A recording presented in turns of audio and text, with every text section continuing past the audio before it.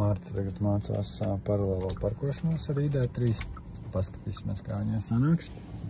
Vieta, kur mums aizmugurē ir. Mazliet viņa jau ir patrenējusies. Šitas mums ir kāds 3. mēģinājums. Tad šis ir tieši tāds pats ID3, kā ir eksāmenā elektro, protams. Forši, kad ir aprīkots arī ar kameru. Ļoti maza, ērta, praktiska mašīna, tā kā es teiktu, ka ar viņu parkoties vispār ir vienkārši.